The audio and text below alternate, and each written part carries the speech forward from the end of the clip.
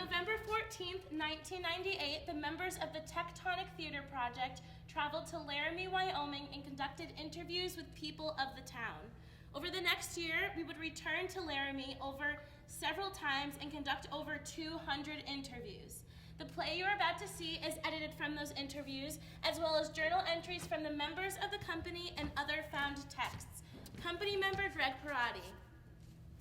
My first interview was with Sergeant Hing of the Laramie Police Department. At the start of our interview, she was sitting behind her desk, saying something like this. I was born and raised here. My family is a third generation. My grandparents moved here in the early 1900s. We've had basically my daughter makes fourth generation. Quite a while. It's a good place to live, good people, lots of space. Now all the towns in southern Wyoming are laid out in space because the railroad came through. It was the last place they could stop before they had to refuel and rewater. And Laramie was a major stopping point. That's why all the towns are spaced so far apart. We're one of the largest states in the country and the least populated. There's so much space between people and towns here. So much time for reflection. Rebecca Hilliker, head of the theater department at University of Wyoming. You have an opportunity to be happy in your life here. I found that people living here were nicer than in the Midwest, where I used to teach, because they were happy. They were glad the sun was shining, and it shines a lot here. What you have is, you have your old-time traditional type ranchers. They've been here forever. Laramie's been the hub where they come for their supplies and stuff like that. I love it here. Doc O'Connor, limousine driver. You couldn't put me in that mess out there back east. Best thing about it is the climate, the cold, the wind. They say the Wyoming wind will drive a man insane, but it don't bother me. Well, some of the times it bothers me, but most of the time it don't. And then you have the university population. I moved here after living in a couple big cities. President of University of Wyoming, Philip Dubois. I loved it there.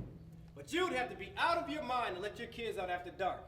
In here, in the summertime, I let my kids play out at night till 11 o'clock, and I don't think twice about it. And then you have the people who live in Laramie, basically.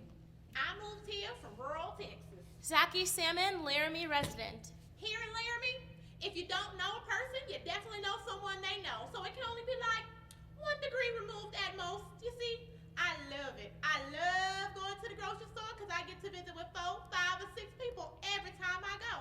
I mean, I don't mind people knowing my business because what's my business? My business is basically good. I like them trains too.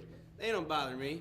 Well, some of the times it bothers me, but most of the time they don't, even though one goes by every 13 minutes out where I live. Doc actually lives up in Bossler, but everyone in Laramie knows him. He's actually not also a doctor. They used to carry cattle, them trains. Now all they carry is diapers and cars. It's a good place to live. Good people, lots of space. Now, when the incident happened with that boy, a lot of press people came here. And one time, some of them even followed me out to the crime scene. And it was a beautiful day, absolutely gorgeous day, and the sky was that blue, that blue you'll never be able to paint, just sky blue. And the mountains in the background with the little snow on them.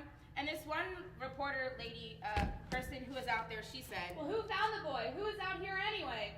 And I said, well, it's a real popular area for people to run. Mountain biking's real big out here, horseback riding, well, it's close to town. And she looked at me and she said, "Who in the hell would want to run out here?" And I'm thinking, lady, you're just missing the point. All you have to do is turn around, smell the air, listen to the birds, see the mountains, and just take in what's around you. But they are nothing but the story. And I didn't feel judged. I felt that they were stupid. They're just missing the point. They're just missing the whole point. It's hard to talk about Laramie now. To tell you what Laramie is for us. Jedediah Schultz. If you would have asked me before, I would have told you. Laramie's a beautiful town, secluded enough to have your own identity, a town with a strong sense of community. Everyone knows everyone. A town with a personality most larger cities are stripped of. But now, after Matthew, Laramie's a town defined by an accident, a crime. We become Waco, we become Jasper. We're a noun, a definition, a sign. We might be able to get rid of that, but it'll sure take a while. Journal entries. Members of the company, Andy Paris. Moises called today saying he had an idea for his next theater project, but there was a somberness to his voice, so I asked what it was all about. And he said he wanted to do a piece about what's happening in Wyoming. Stephen Belber. Lee told me the company was thinking of heading out to Laramie to conduct some interviews, and that he wanted me to come. but I'm hesitant. I have no real interest in prying into a town's unraveling. Amanda Gronich. I've never done anything like this before. How do you get people to talk to you? What do you ask? Moises Kaufman. The company agreed to take a trip to Laramie for a week to conduct interviews. I'm a bit afraid of taking 10 people on a trip of this nature. Made some safety rules. No one works alone. Everybody brings cell phones. Made some preliminary contacts with Rebecca Hilliker, head of the theater department at the University of Wyoming. She's hosting a party for us, our first night in Laramie, and promises to introduce us to possible interviewees. I must tell you that when I first heard that you were thinking of coming here, when you first called me, I wanted to say, you've just kicked me in the stomach. Why are you doing this to me? But then I thought, that's stupid. You're not doing this to me. And more importantly, I've decided that we've had so much negative closure on this whole thing, and the students really need to talk. When this happened, the students talked about it, and then the media descended and all dialogue stopped. You know, I really love my students because they are free thinkers, and you may not like what they have to say, and you may not like their opinions because they can be very redneck, but they are honest and they are truthful. So there's an excitement here. There's a dynamic here with my students that I never had when I was in the Midwest or in North Dakota, because there was so much Puritanism that dictated how the people looked at the world. A lot of the times you couldn't get them to express an opinion. And quite honestly, I'd rather have opinions that I don't like and have that dynamic in education. There's a student I think you should talk to. His name is Jedediah Schultz. I've lived in Wyoming my whole life. The family's been in Wyoming for, well, generations. Now, when it came to going to college, my parents couldn't afford to send me to college.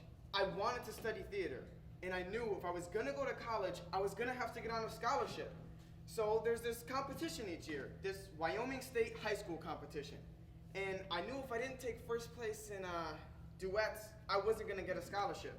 So I went to the theater department of the university looking for good scenes. And I talked to one of the professors, and I was like, I need a killer scene. And he was like, here you go, this is it. And it was from Angels in America. Yes. So I read it, and I knew I could win best scene if I did a good enough job. So when the time came, I went to tell my mom and dad so they would come see me in the competition. Now, you have to understand, my parents come to everything. Every hockey game, every ball game, everything I've ever done. But they brought me into their room and told me that if I did that scene, they wouldn't come see me in the competition because they felt it was wrong. They felt homosexuality was wrong. And I didn't know what to do. I had never, ever gone against my parents' wishes. But I decided to do it. And all I can remember about the competition is when it was over, me and my scene partner, we came up to each other and we shook hands, and there was a standing ovation. It was amazing. It was like the best moment of my life.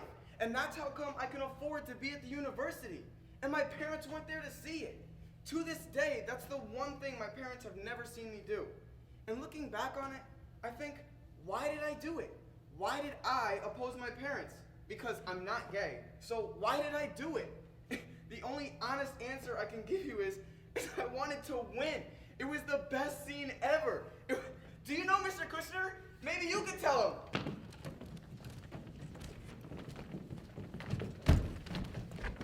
Company member Greg Karate.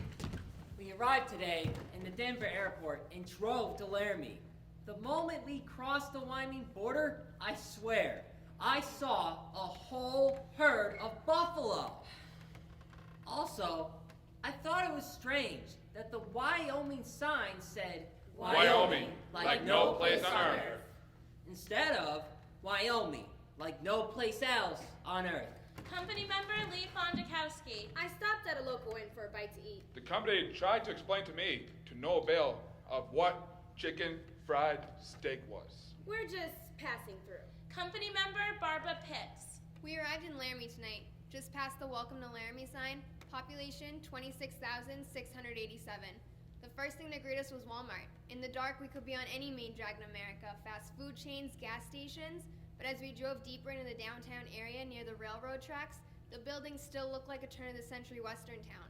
And as we passed the University Inn, on the sign where amenities such as heated pool and cable TV are usually touted, the sign read, Hate is not a Laramie value. Greg Parati. I met today with two longtime Laramie residents, Allison Mears and Marge Murray, two social service workers who taught me a thing or two. Well, Laramie was back when Marge was growing up. Well, it was mostly rural. It was. We enjoyed it. My kids all had horses. There was more land back then. You could keep your pet cow, your horses, your little chickens, have your own little piece of acreage. Yeah, I could go around the house in the morning in my all-togethers after the kids went to school, doing my housework, and nobody could see me. And if they got that close... Well, then that's their problem. So, I just want to make sure I got the expression right. In your all-togethers? Well, yeah, honey, while we were closed. Well, now how's he gonna use that in his play? So, this was a big ranching town? Not just ranching, it was a big railroad town at one time before they moved everything to Cheyenne and Green River and Omaha. Now it's just a drive-through spot for the railroad because what it was, in the 50s, there was one big roundhouse with such a shop that they could build a complete engine in it. They did. In fact, my mom worked there. Your mother worked in the roundhouse? She did. She washed the engines. Her name was Minnie. You know, like that song. You ever heard that song? What song? Oh, run to the roundhouse, Minnie. They can't corner you there. But let me tell you, here in Wyoming is bad in terms of jobs. You see, the university has the big, high, whoop-de-doo jobs, but unless you're a professional here in Wyoming, well, the bulk of the jobs are just minimum wage. I've been in the service industry or bartending most of my life. That's how come I know everybody in town. And she does. And I do. What you got here in Laramie is a class division, and there always has been. You got the educated and the non-educated, and the educated don't understand why the non-educated don't get educated. That's why my kids always had to fight because their mother was a bartender. Never mind, I was the best bartender in town. And she was. That ain't bragging, that's a fact. So, here in Laramie, if it weren't for the university, we'd be SOL. What's SOL? Well, do I have to say it? Well, it's shit out of luck. Oh, Lord, you've got that on your little tape now, don't you? Yeah. Well, boy, you're getting yourself an education today. I guess I am. So, let me just ask you, what was your response when this happened to Matthew Shepard? See, I'm close enough to the case to know many of the people, and it's because my daughter's on the sheriff's department. As far as the gay issue is concerned, I don't give a damn one way or the other, so long as they don't bother me. And even if they did, I would just say no thank you. That's the attitude of most of Laramie. Oh sure, they might actually poke one if they had been out drinking, or if they were in a bar situation, they might actually smack one in the mouth. But then they would just whistle about their business and walk away and say, I don't swing that way. Laramie is live and let live. You see, Marge knows a lot more except she's willing to say, and we need to respect her for that. Now, where exactly are you going with all this? Well, we haven't decided yet, but when we've finished, we are going to try and bring it around to Laramie. Well, then I guess there are things I just won't tell you. Andy Paris. Today, for the first time, we met someone who actually knew Matthew Shepard. Trish Degger, owner of the shop in town, referred to him as Matt. Matt used to come into my shop. That's how I knew him. It was the first time I had heard anyone refer to him as Matt. Did he go by Matt to everyone? Well, on the 2nd of October, I got a call about 10 after 7. Doc O'Connor. It was Matthew Shepard, and he said, can you pick me up at the corner of 3rd and Grand? Anyhow, I pull up to this corner to see who? Matthew Shepard, you know. He's a little guy, 5'2", soaking wet, bet you weigh 97 pounds tops. Say he weighed 110, but I wouldn't believe him. They also said he was 5'5" in the newspapers, but this man, he was really on about 5'1", maybe 5'2". So he walks up to the window. Now, I'm going to try to go in steps so you can better understand the principle of this man. He walks up to the window, and I say, are you Matthew Shepard? And he says, yeah, I'm Matthew Shepard, but I don't want you to call me Matthew or Mr. Shepard. I don't want you to call me anything. My name is Matt, and I want you to know that I'm gay, and we are going to go to a gay bar. Do you have a problem with that? And I said, how you paying? The fact is, Laramie doesn't have no gay bars, and for that matter, neither does Wyoming. So he was hiring me to take him down to Fort Collins, Colorado, about an hour away. Matt was a blunt little shit. You know what I'm saying? He always was. But I liked him. because he was straightforward. You see what I'm saying? Maybe gay, but straightforward. You see what I'm saying? I don't know, how does any one person ever really tell about another? You should really talk to my sister Romaine. She was a really close friend of Matthew's. We never called him Matthew, actually. Most of the time, we called him Choo-Choo. Because we used to call him Matthew, and then we just called him Choo-Choo. And whenever I think of Matthew, I always think of his incredible beaming smile. I mean, he'd walk in and be like, and he just made you feel great. And he'd smile at everyone. And he would stare people down in the coffee shop because he always wanted to sit at the end seat so he could talk to me while I was working. And if someone was sitting in that seat, he'd sit there and stare at them until they left. And then he'd claim his spot. But Matthew definitely had a political side to him. I mean, he was really into political affairs. That's all his big interest was watching CNN and MSNBC. I mean, that's the only TV station I ever saw his TV tuned into. Yeah, he was just really smart in political affairs, but not too smart in common sense things. So he moved to Laramie to go to school. Matt was very shy when he first came in. John Peacock, Matthew Shepard's academic advisor. To the point of being somewhat mousy, I'd almost say. I mean, sure, he had his problems with adjusting at first, but this was his home, and he made that quite clear. And so his mousiness, his shyness, it gave way to somebody who was truly inspired to be on the track in which he was embarking on. I mean, he just started talking about human rights, how he was going to go about doing that. And when you start to listen to somebody talk like that, you begin to watch them start to bloom. Why, he had just started saying, wow, there are opportunities in this life. I can make a difference. I can be important. I did hear from Matthew about 48 hours before his attack. And he told me he just joined the gay and lesbian group on campus. And he was enjoying it. He was getting ready for Pride Week and whatnot. I mean, he was totally stoked about school. Yeah, he was really happy about being there. And in retrospect, and I can only say this in retrospect, of course, I think that's where he was heading, towards human rights, which only adds to the irony and tragedy of this.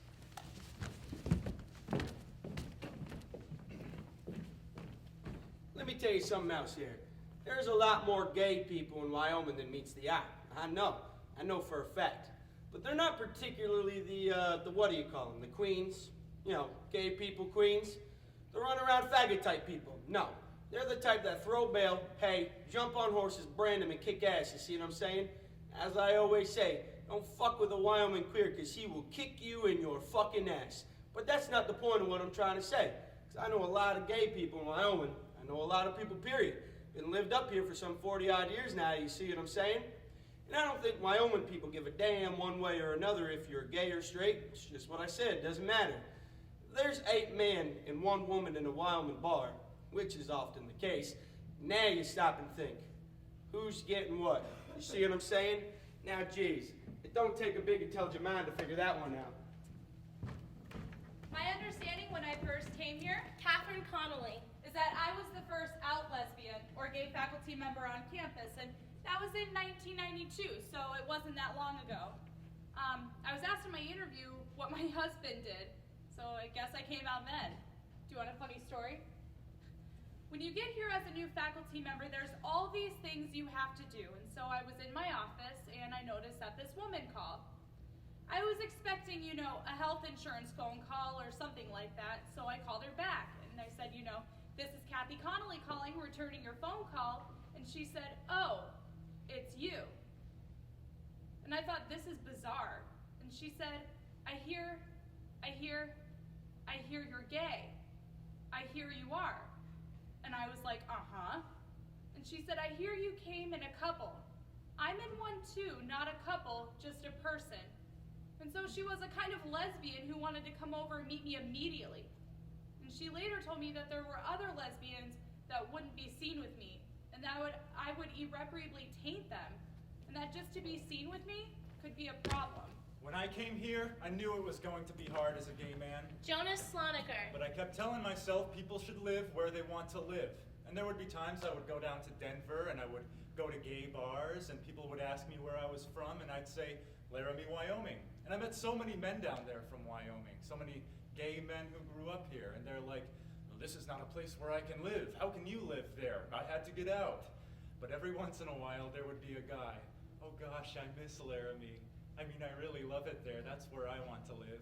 And they get this starry-eyed look, and I'm like, if that's where you want to live, do it. I mean, imagine if we had more gay people staying in small towns. But it's easier said than done, of course. Today we move from our motel and head for the Best Western. Moises Kaufman. My hope is that it is a better Western. Amanda Granich. Today we divided up to go to different churches in the community. I was given a Baptist church. I was welcomed by the Reverend himself at the entrance of the chapel. This is what I remember of his sermon that morning. My dear brothers and sisters, I am here today to bring you the word of our Lord. Now, I have a simple truth I tell my colleagues, and I'm here to tell to you today. The word is either sufficient or it is not.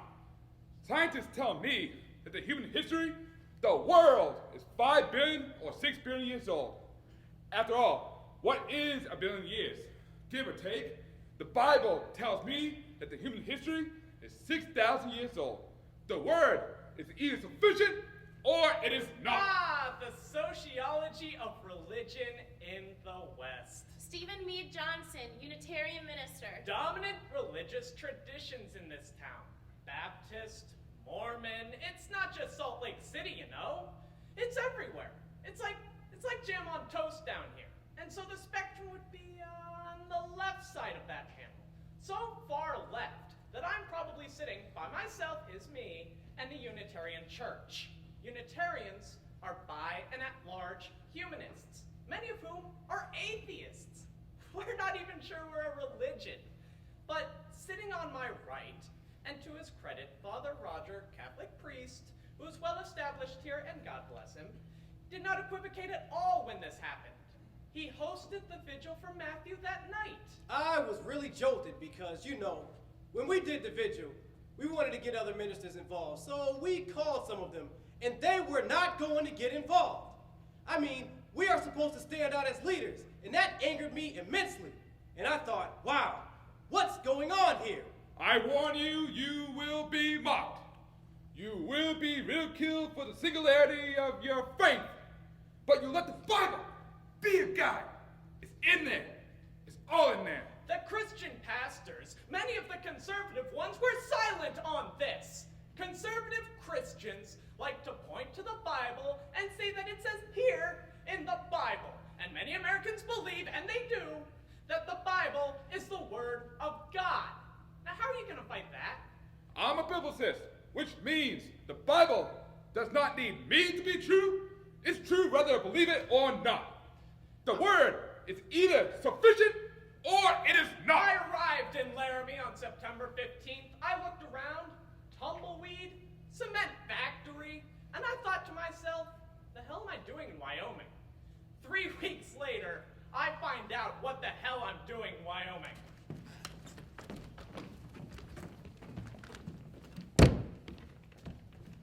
I had breakfast this morning with a university student. Her name is Zubaida Ullah, and she likes to do things her own way. I lived in Laramie since I was 4. Yeah. My parents are from Bangladesh. 2 years ago, because I'm Muslim, I decided to start wearing a scarf. That's really changed my life in Laramie. Like, people say things to me like, why do you wear that thing on your head? And, like, when I go to the grocery store, I'm not looking to give people Islam 101. You know what I mean? So I'll just be like, well, it's part of my religion. And they'll be like, and this is the worst part. Because they'll be like, well, I know it's part of your religion, but why? And it's, how am I supposed to go into the whole doctrine of physical modesty and my own spiritual relationship with the Lord, standing there with my poppin' chips? You know what I mean? Yeah. You know, it's so unreal to me that a group from New York would be writing a play about Laramie. And then I was picturing, like, you're gonna be in a play about my town? You're gonna be on stage in New York and you're gonna be acting like us? That's so weird.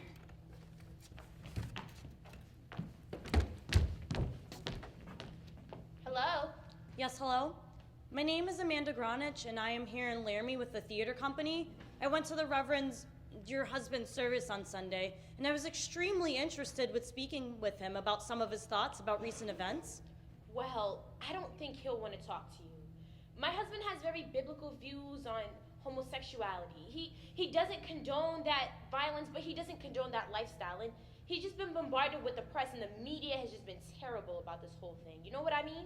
Yes, I understand, and I don't blame you. Well, do you think maybe I can call your husband and speak to him briefly? Sure, you can call him back after 9 o'clock. Oh, thank you so much. I'll do that.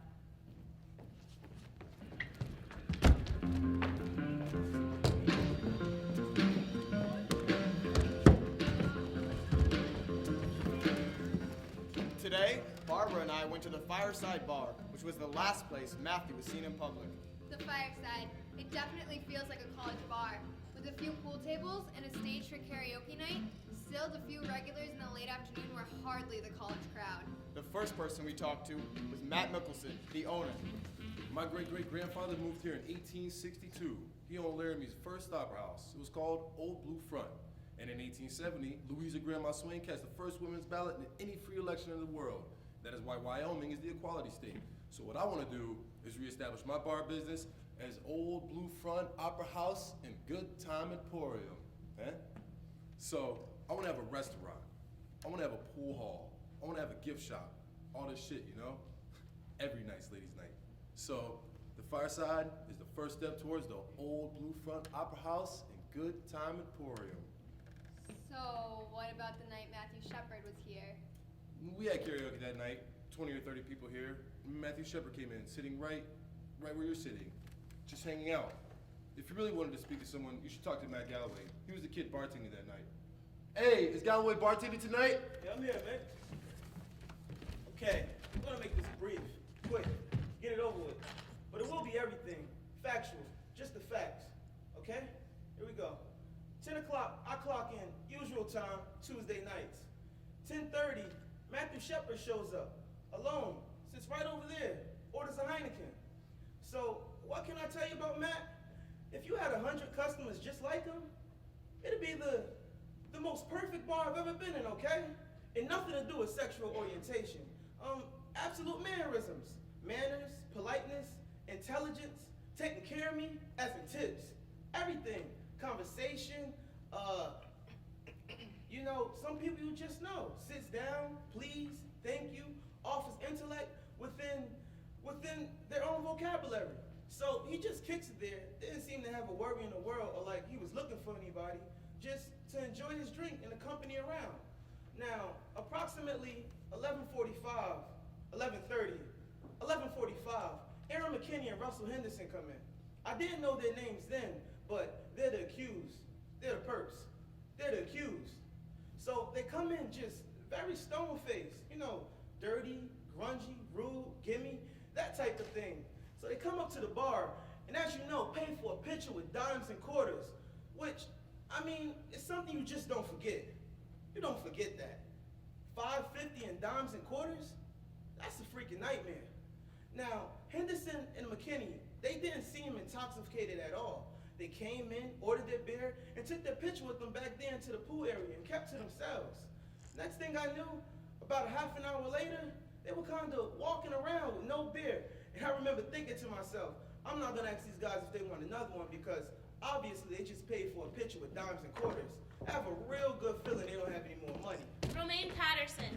Money meant nothing to Matthew because he came from a lot of it. And he would like hand over his wallet in 2 seconds because money meant nothing. His shoes might have meant something. They can say it was a robbery. I don't buy it for even an iota of a second. Then, next thing I look over, Russell and Aaron was talking to Matt. Aaron said a guy walked up to him and said that he was gay and wanted to get with Aaron and Russ. Kristen Price, girlfriend of Aaron McKinney. And he got aggravated with it. He told him that he was straight and didn't want anything to do with him and walked off. And that's when he said him and Russ decided to go to the bathroom and to pretend that they were gay to get him in the truck and to rob him. Okay, no. They said that he approached them, that he came on to them. I absolutely, positively disbelieve and refute that statement 100%. Refute it. I'm gonna give you 2 reasons why. 1, character reference. For the reason why would he approach them? Why them? He hadn't approached anybody else at the bar. They say he's gay, he's a flaming gay. He's gonna come on to people like that. Bullshit. He never came on to me. Well, hello. He approached them. I don't believe it. 2, territorialism is the word that I'm gonna use for this, for the fact that Matt had been sitting over there. Aaron and Russell were sitting in the back in the pool area. Upon their first interaction, they were in Matt's area, the area that Matt had been seen in all day. So who approached who by that? But Matthew was the kind of person, like, he would never not talk to someone for any reason. If someone started talking to him, he'd just be like, oh, blah, blah, blah. But he never had a problem striking up a conversation with anybody. So the only thing is, and this is what I'm testifying to because I'm like the key eyewitness in this case. Basically, what I'm testifying to is that I saw Matthew leave. I saw 2 individuals leave with Matthew. I didn't see their faces, but I saw the back of their heads. At the same time, McKinney and Henderson were no longer around. You do the math.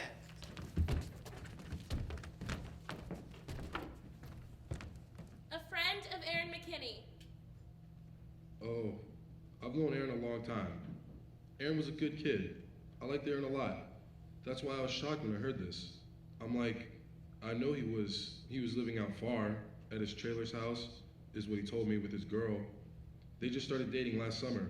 They must have gotten pregnant as soon as they started dating, you know? Because they had a kid. He was only 21 years old, but he was running around with a kid. You see, that's the kind of person Aaron always was. Just like he always dressed in like big boy clothes, you know, like in Tommy Hilfiger, Polo, Gucci. At the time I knew him, he was just younger kid trying to, you know, he just wanted to fit in, you know, acting tough, acting cool. But you know, you could get in his face about it and he would back down, like he was some scared kid. Sherry Annenson. Russell was just so sweet. His whole presence was just so quiet and sweet. So of course it doesn't make sense to me. And I know people snap or whatever, and like, it wasn't even a real intimate relationship. I was his landlord. I did work with him at the Chuck Wagon too. And I remember at this one Christmas party, he was so drunk out of his mind. Like, we were all pretty much just party time. And he wasn't belligerent. He didn't change. His personality didn't change. He was still the same little meek Russell. And I remember him coming up to me saying, Sherry, when you get the chance, can I have a dance? Which we never did get around to doing that, but now I just want to shake him, you know? What were you thinking? What the hell were you thinking? The fence. I've been out there 4 times. I've taken visitors. That place has become a pilgrimage site. Clearly, it is a very powerful, personal, moving experience. It is so stark and so empty that one can't help but think of Matthew out there for 18 hours in below freezing temperatures, up there isolated. And the God, my God, why have you forsaken me, comes to mind. Greg Parati. Phil Labrie, a friend of Matthew's, took us to the fence this morning. I broke down the minute I touched it. I feel such a strong kinship with this young man. On the way back, I made sure no one saw me crying. Lee Fondakowski. Greg was crying on the way back. I couldn't bring myself to tears, but I felt the same way. I have an interview this afternoon with Aaron Kreifels. He's the boy who found Matthew out there at the fence. I don't know if I'm up for it right now. I'll see if someone else can do it. Well, I took off on my bicycle about 5 o'clock p.m. from my dorm on a Wednesday. I just felt like going for a ride. I'm not super familiar with the area, so I went up to the top of Cactus Canyon, and on my way back down, I was kind of just picking the way to go, which now, it makes me think that God wanted me to find him up there, because there was no way I was gonna go that way. So I was in some deep ass sand, and I wanted to turn around, but for some reason, I just kept going. And there was a rock on the ground. I just drilled it, went right over my handlebars, and landed on the ground. So I got up, started dusting myself off, and I'm just looking around, and that's when I noticed something, which happened to be Matthew. He was just laying there by a fence. I thought it was a scarecrow. I was like, Halloween's coming up, just thought it was a Halloween gag, so I didn't think much of it. So I grabbed my bike and I walked it around the fence that's there. It was a buck-type fence, and I start getting closer to him, and that's when I noticed his hair. And that was a major key to me. Noticing that it was a human being was his hair. Because I just thought it was a dummy, seriously. I even noticed the chest moving up and down, and I still thought it was a dummy. I just thought it was like some kind of mechanism. But seeing his hair, that's what made me realize it was a human being. So I ran to the nearest house. I just ran as fast as I could and called the police. I responded to the call. Officer Reggie Flutie. When I got there at first the only thing I could see was partially somebody's feet, and I got out of my vehicle and raced over. I seen what appeared to be a young man, 13, 14 years old, because he was so tiny, laying on his back and he was tied to the bottom end of the pole. I did the best I could. The gentleman that was laying on the ground, Matthew Shepard, he was covered in dry blood all over his head. There was dry blood underneath him and he was barely breathing. He was doing the best he could. I was going to breathe for him and I couldn't get his mouth open. His mouth wouldn't open for me. He was covered in, like I said, partially dry blood all over his head. The only place he did not have any blood on him, on his face, was what appeared to be where he was crying down his face. His head looked distorted, you know, it didn't look normal. It looked as if he had a real harsh head wound. I was working the emergency room the night Matthew Shepard was brought in. I don't think that any of us can remember seeing a patient in that condition for a long time. Those of us who've worked in big city hospitals have seen this, but we have some people here who haven't worked in big city hospitals, and yeah, it's not something you expect here. You expect these kind of injuries to come from a car going down a hill at 80 miles an hour. You expect to see gross injuries from something like that.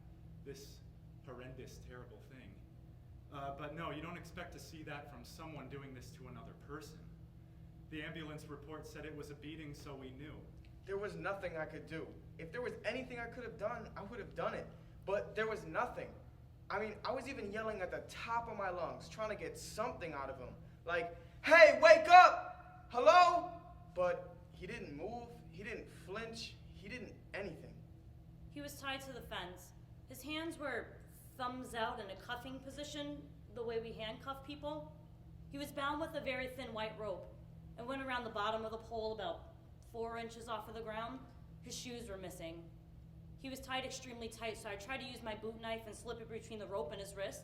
I had to be extremely careful not to harm Matthew any further. Your first thought is, well, certainly you'd like to think that it's someone from out of town that just comes through and beats somebody. I mean, things like this happen. You know, shit happens, and it happens in Laramie. But if there's been somebody who has been beaten repeatedly, certainly this is something that offends us. I think that's a good word. It offends us. He was bound so tight. I finally got the knife through there. I'm sorry. We put him over on his left side, and when we did that, he quit breathing. Immediately, I put him back on his back, and when I did that, that was just enough of an adjustment. It gave me enough room to cut him free there. I seen the EMS unit trying to get to the location. Once it got there, we put a neck collar on him, placed him on a backboard, and scooted him from underneath the fence. Then Rob drove him to Ivinson's hospital's emergency room. Now the strange thing is, 20 minutes before Matthew came in, Aaron McKinney was brought in by his girlfriend. Now I guess he had gotten into a fight later on that night back in town, so I'm working on Aaron, and the ambulance comes in with Matthew. Now at this point, I don't know that there's any connection at all. So I tell Aaron to wait, and I go and treat Matthew. So there's Aaron in one room of the ER, and Matthew in another room, just 2 doors down. Now as soon as we saw Matthew, it was obvious that his care was beyond our capabilities. Called a neurosurgeon down at Poudre Valley, and he was on the road in an hour and 15 minutes, I think. They showed me a picture. Days later, I saw a picture of Matthew. I would have never recognized him. 2 days later, I found out the connection, and I was very, very struck. You know, they were 2 kids. They were both my patients, and they were 2 kids. I took care of both of them, of both their bodies, and for a brief moment, I wondered if this is how God feels when he looks down at us, how we are all his kids, our bodies, our souls, and I felt a great deal of compassion for both of them.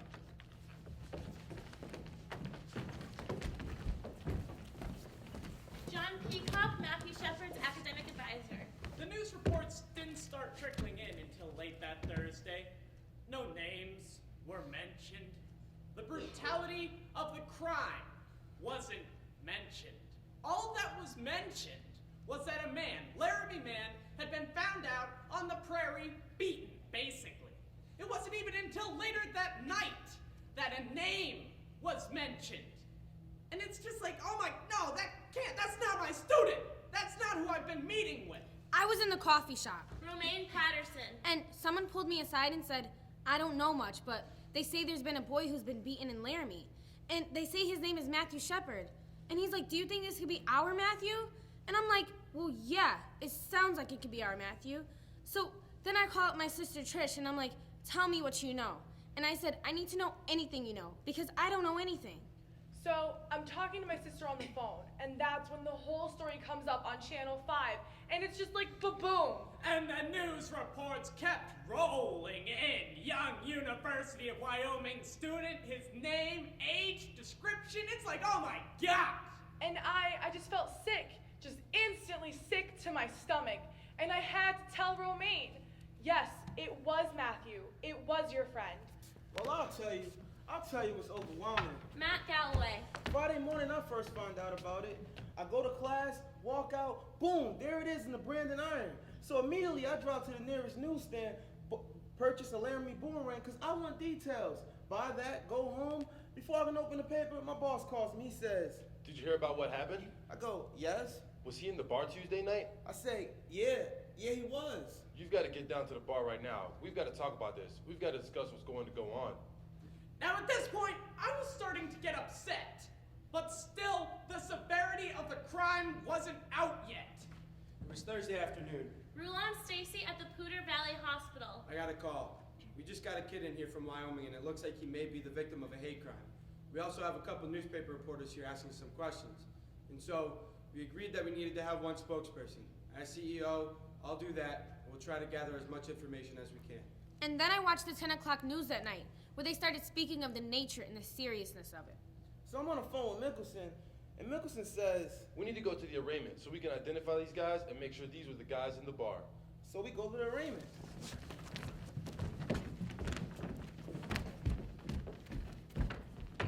The arraignment was on a Friday, right around lunchtime, and I said, I'm just going. I just took off. It was just down the street. So I walked a few blocks and I went. Has anybody told you about the arraignment? There were probably about 100 people from town, and probably as many news media by that point. A lot more of the details had come out. The fact that the perpetrators were kids themselves and local kids that everybody who's from around here has some relationship to. And what I think everyone was waiting on pins and needles for is what would happen when the perpetrators walked in. And what happened?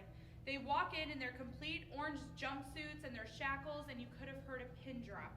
It was incredibly solemn. I mean, lots of people were very teary at this point. Then the judge came in and did a reading.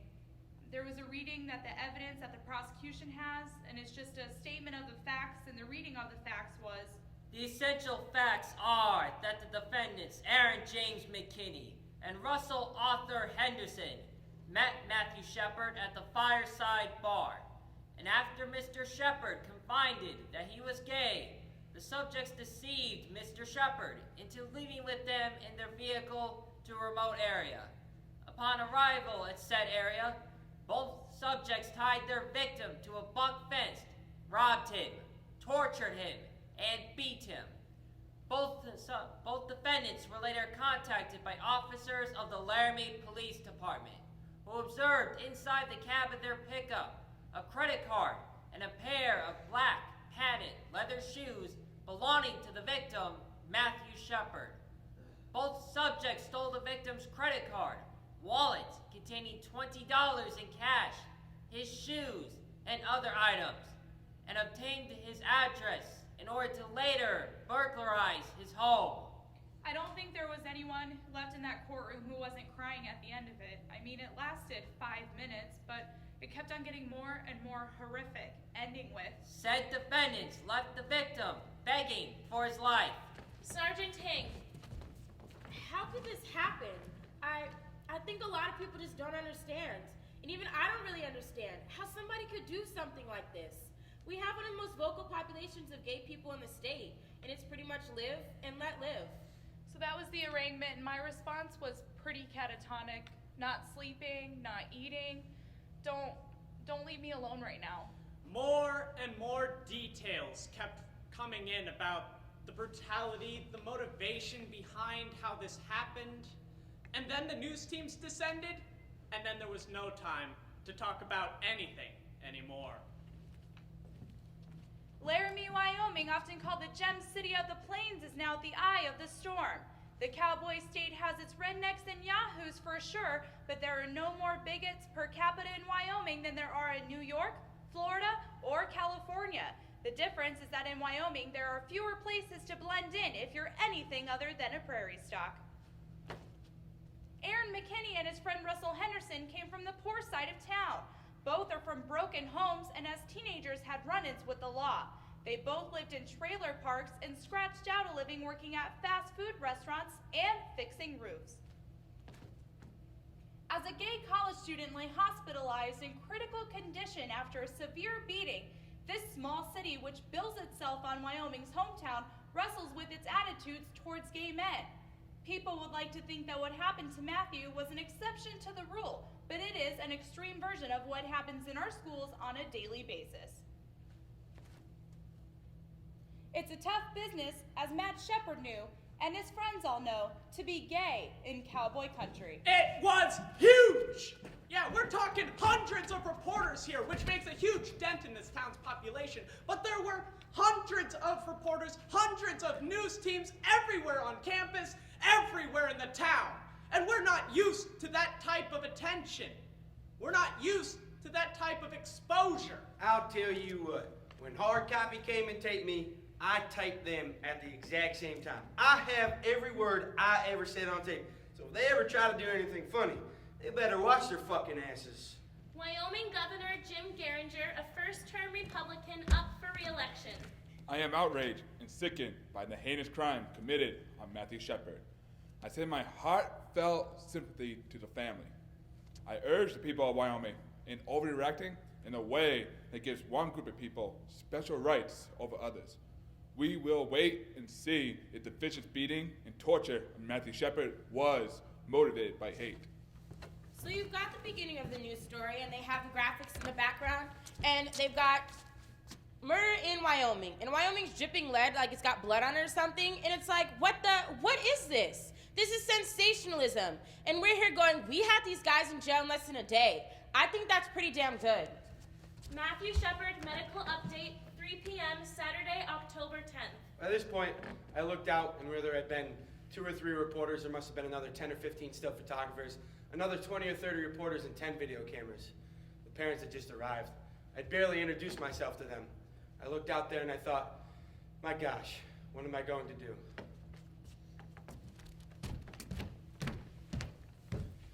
Matthew Shepard was admitted into critical condition approximately 9:15 p.m. October 7th. When he arrived, he was unresponsive and breathing support was being provided. Matthew's major injuries upon arrival consisted of hypothermia and a fracture from behind his head to just in front of his right ear. This has caused bleeding on the brain as well as pressure on the brain. There were also several lacerations on his head, face, and neck. Matthew's temperature has fluctuated over the last 24 hours, ranging from 98 to 106 degrees. We have had difficulty controlling his temperature. Matthew's parents arrived at 9 p.m. October 9th and are now at his bedside. The following is a statement from them. First of all, we would like to thank the American public for your kind thoughts about Matthew and your fond wishes for his speedy recovery. We appreciate your prayer and goodwill, and we know that there's something that Matthew would appreciate as well. We also have a special request for the members of the media. Matthew is in very much need of his family at this time, and we ask that you respect our privacy as well as Matthew's, so that we may concentrate all of our efforts, thoughts, and love on our son. Thank you very much. Both Aaron McKinney and Russell Henderson pled not guilty to charges. Their girlfriends Chastity Paisley and Kristen Price also pled not guilty after being charged as accessories after the fact. On our next trip, we spoke with the Chief Investigating Officer on the case, Detective Rob Debris of the Albany County Sheriff's Department. I guess the thing that bothered me the most was when I went down to Cooter Valley where Matthew was. And the thing that bothered me the most was seeing him, touching him. As a homicide detective, you look at bodies this poor boy is sitting here, fighting all his life, trying to make it.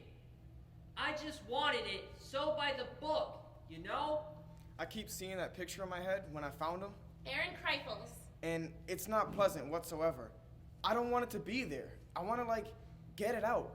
That's the biggest part for me, that I keep seeing that picture in my head. And it's kind of unbelievable to me, you know, that I happen to be the one that found him. Because, with my religion and all, the biggest question for me is, why did God want me to find him? I know how to take care of myself, and I was irrationally terrified. Catherine Connolly. So what that means is not letting my 12-year-old son walk the streets. Seeing a truck do a U-turn and thinking it's coming after me. Having to stop because I'm just shaking so bad. And in fact, the pickup truck was not coming after me, but my reaction was to have my heart in my mouth.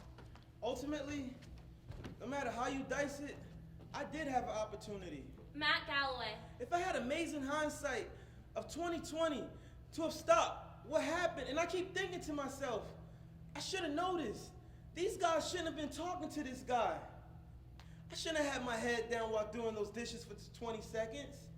Things I could have done. What the hell was I thinking? So you do a lot of studying. You spend hours and hours and hours. You study. Talking to the officers, making sure they understand. Again, talking to your witnesses.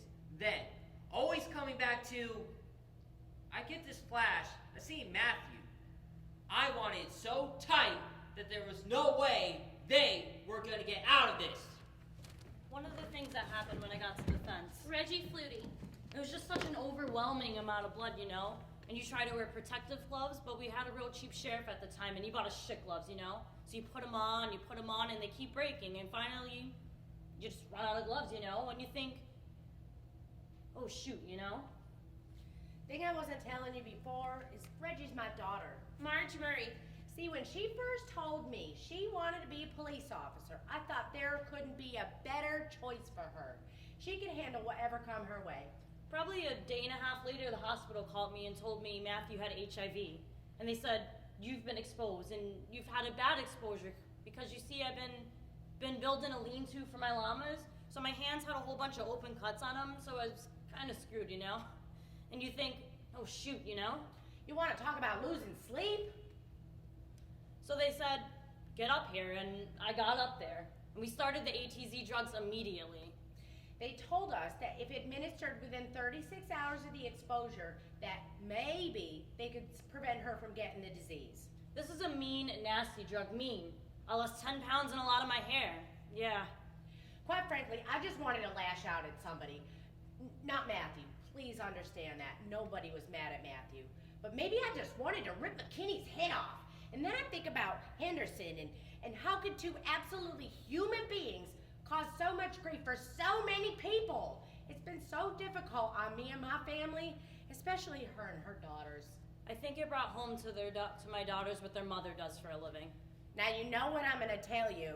And it's just a parent thing, you know? They both said the same damn thing. You're gonna quit this job. And it's just a parent thing, you know, because they're terribly proud of you, whether you're handling a drunk or handling a case like this, because they don't want you getting hurt, you know? See, there's a right way to do things, a wrong way to do things, and then there's Reggie's way. So finally I said, well, for God's sakes, lighten up, Francis! Oh, you are so stubborn. They say I'm stubborn and I don't believe him, you know, because I think, well, okay, I've heard your opinion and now you're gonna hear mine. I'm 39 years old. What are they gonna do, spank me? Oh, don't give me any ideas. It looked pretty funny, you know. What can they say? Look, I just wouldn't want her to go before me. I couldn't handle that. University President Philip Dubois. Well, this is a young person who read my statement in the Denver Post story and sent me an email to me directly and said, you and the stray people of Laramie and Wyoming are guilty of the beating of Matthew Shepard, just as the Germans who look the other way are guilty of the death of the Jews, the Gypsies, and the homosexuals. You have taught your straight children to hate their gay and lesbian brothers and sisters. Unless and until you acknowledge that Matt Shepard's beating is not just a random occurrence, not just the work of a couple of random crazies, you have Matthew's blood on your hands. And, well, I just can't begin to tell you what that does to you. And it's like, you cannot possibly know what I was thinking. You cannot possibly know what that has done to me, and my family, and my community. That first week alone, vigils for Matthew Shepard were held in Laramie, Denver, Fort Collins, and Colorado Springs. Soon after in Detroit, Chicago, San Francisco, Washington, D.C., Atlanta, Nashville, Minneapolis, and Portland, Maine, among others. In Los Angeles, 5,000 people gathered, and in New York City, a political rally ended in civil disobedience and hundreds of arrests. And the Poudre Valley Hospital website received close to 1 million visitors from across the country and around the world, all expressing hope for Matthew's recovery. Matthew Shepard Medical Update, 9 a.m., Sunday, October 11th. As of 9 a.m. today, Matthew Shepard remains in critical condition. The family continues to emphasize that the media respect their privacy. The family also wants to thank the American public for their kind thoughts and concern for Matthew. There are certain things when I sit in church. Jedediah Schultz. And the Reverend will tell you flat out he doesn't agree with homosexuality. And I don't know. Right now, I'm going through changes. I'm still learning about myself. I don't know enough about certain things to make a decision that says homosexuality is right. When you've been raised your whole life that it's wrong, and right now, I would say I don't agree with it. Yeah, that I don't agree with it. But maybe that's just because I couldn't do it. And speaking in religious terms, I don't think that's how God intended it to happen. Because, I mean, I'm not going to let that become between me and the other person at all. Yes, as a lesbian, I was more concerned for my safety. Zachy Salmon. I think we all were. I think somewhere inside we all knew that it could happen to us at any time. You know, I would be afraid to walk down the street and show any physical affection for my partner. You just don't do that here in Laramie. Well, there's this whole idea. You leave me alone and I leave you alone. Jonas Sloniker. And it's even in some of the Western literature, you know, live and let live. That is such crap. I tell my friends that. Even my gay friends bring it up sometimes. And I'm like, that is crap, you know? I mean, basically, what it boils down to, if I don't tell you I'm a fag, you won't beat the crap out of me. I mean, what's so great about that? That's a great philosophy?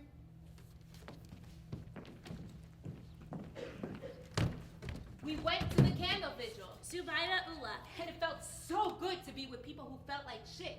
And then I kept thinking, like, I don't deserve to feel this bad, you know? And then someone got up there and said, blah, blah, blah, blah, blah. But then he said, I'm saying it wrong, but basically he said, come on, guys, let's show the world that Laramie is not this kind of a town. But it is this kind of a town. Because if it wasn't this kind of a town, then why did this happen here? You know what I mean? Like, that's a lie. Because it happened here. So how could it not be a town where this kind of a thing happens? Like, that's just totally like looking at an Escher painting and getting all confused. Like, that's just totally like circular logic. Like, how could you even say that? And then we have to mourn this, and we have to be sad that we live in a town, a state, a country where shit like this happens?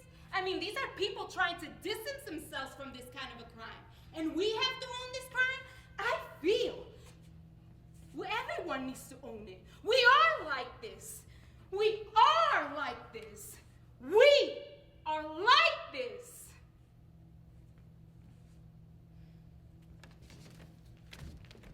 I was at the Fireside Bar one afternoon and I ran into two friends of Aaron McKinney, Shannon and Jen. You two knew Aaron well, right? Yeah, we both did. I mean, when I first found out, I thought it was really, really awful. I mean, I don't know whether Aaron was fucked up or coming down from a high or what, but Matthew had money.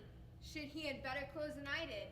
Matthew was a little rich bitch. Well, you shouldn't call him a rich bitch, though. That's not right. I mean, I'm not saying he's a bad guy either, just wrong place, wrong time, said the wrong things. And I won't lie to you, there was times I was all messed up on meth and I thought about robbing. I never did, but it was there. It's easy money. Aaron's done that kind of thing before. They both done it. I know one night they went out to Cheyenne to go do it, and they came back with probably like $300. And I don't know if they've ever like chosen gay people as their particular targets before, but anyone that looked like they had a lot of money, you know, that they could outnumber or overpower, was fair game. Do Do you feel that there was any homophobia involved that contributed to some of this? Probably. It probably would have pissed him off that Matthew was gay, because he didn't like, well, the gay people I've seen him interact with, he was fine as long as, as long as they didn't hit on him, as long as it didn't come up. As long as they didn't do it in front of him. Did you get the impression he knew other gay people? I mean, he worked up at the KFC, and there's some people up there that, yeah. And I mean, I'm not saying that's bad either. Half the people I know in Laramie are gay. If you guys could see Aaron now, what would you say to him? I'd ask him if he'd ever do any more tweak. If I saw Aaron now, I'd be like, man, why'd you fuck up like that? But I'd want to make sure he's doing good in there, though. But I'm sure he is, though. I'd probably just want to hang out with him. Smoke a bowl with him. I bet he wants one so bad. You both went to Laramie High? Yeah, can't you tell? We're a product of our society. On a day that is traditionally given over to nothing more profound than collegiate exuberance and the fortunes of the University of Wyoming football team, this community on the High Plains had a different kind of homecoming Saturday, as many searched their souls in the wake of a vicious, apparent anti-gay hate crime. University President Philip Dubois. This was homecoming weekend, and there were a lot of people in town. And there was a homecoming parade that was scheduled.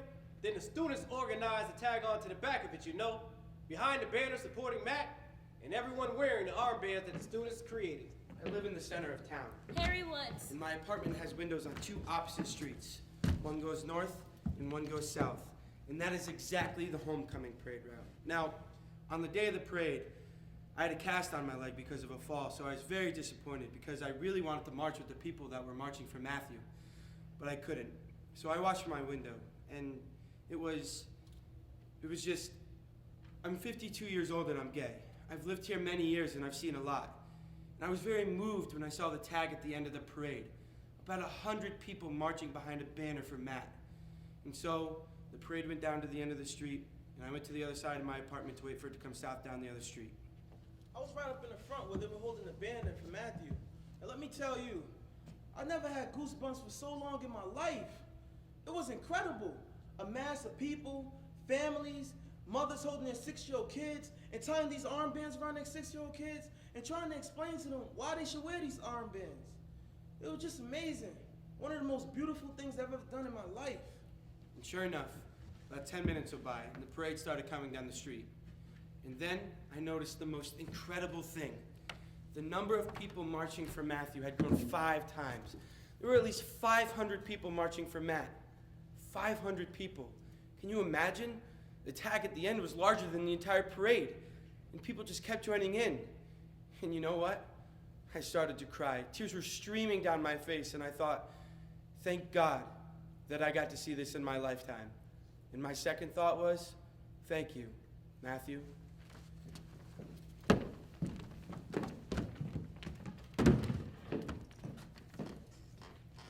I really haven't been all that involved, per se. My husband's a highway patrolman, so that's really the only way that I've known about it. Now, when I first found out about it, I thought it was horrible. I can't. Nobody deserves that. I don't care who you are. But the other thing that wasn't brought out at the same time that happened, that patrolman was killed. And there was nothing. Nothing. They didn't say anything about the old man that killed him. He was driving down that road and he shouldn't have been driving and killed him. It was only a little piece in the paper. And we lost one of our guys. Now, my husband worked with him. This man was brand new to the force. But I mean, here's one of ours, and it was only a little piece in the paper. Now, a lot of it, I feel, is the media's trying to portray Matthew Shepard as a saint and making him as a martyr, and I don't think he was. I don't think he was that pure. I didn't really know him, but there are many things about him that I found out that it's scary. Like about his character and spreading AIDS and a few other things, you know? The kind of guy he was just a barfly, you know? I think he pushed himself around. I think he flaunted it. Everybody's got problems. But why they exemplified him, I don't know. What's the difference if you're gay? A hate crime is a hate crime. You murder somebody, you hate him. It has nothing to do whether if you're gay, a prostitute, or whatever. I don't understand. I don't understand. Company member Lee Fondakowski. This is one of our last days on our second trip to Laramie. Greg and I have been conducting interviews non-stop, and we are exhausted. We are to meet Father Roger at 7:30 in the morning. I was wishing we could skip it all together, but we have to follow through to the end. So here we go, 7:30 a.m. to queers and a Catholic priest. Matthew Shepard has served us well. You realize that he has served us well. Now, I don't want to condemn Matthew to perfection, but I cannot mention one person who has done more for this community than Matthew Shepard. Now, I'm not going to stand here and say I was this bold guy, no fear. I was scared. I was very vocal in the community when all this happened. And I was like, should we call the bishop and ask his permission to do the vigil? And I was like, hell no, I'm not going to do that. His permission does not make this correct. I'm not knocking bishops, but what is correct is correct. Now, you people are just out here on a search. I will do this. I will trust that if you write a play of this, that you say it right. Say it correct. I think that you have a responsibility to do so. Now, don't make matters worse. You think violence is what they did to Matthew? They did do violence to Matthew.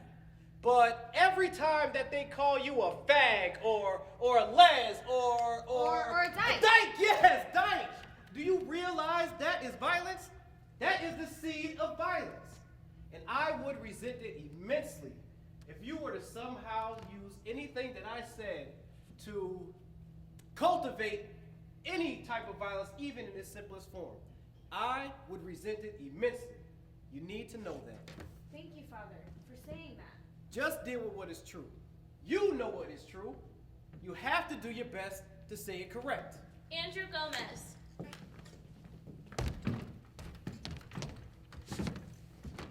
I was in there. I was in jail with Aaron in December. I got thrown in over Christmas. Assault and battery. 2 counts. I don't want to talk about it. We were sitting there, eating our Christmas dinner, trying to get my stuffing, my motherfucking bread, my little roll and whatnot. And I asked him, I was like, hey homie, tell me something. Tell me something, please. Why did you, okay, now I'm thinking of how I worded this. Why did you kill a faggot if you're just destined to be a faggot later? I mean, think about it. He's either gonna get humped a lot or he's gonna die. Think about that. Why would you do that? I don't understand it. And honest to God, you know what he told me? You know what he goes? He said, he tried to grab my dick. That's what he said, man. He's dumb, dog. He don't even act like it was nothing. Now, I heard they're up in the Max Ward, you know, where the killers go. I heard when they heard Aaron was coming to prison, they was auctioning his ass off. I'll put aside 5, 6, 7 cartons of cigarettes. Auction his ass off. I'd be scared to go to prison if I was those 2 boys.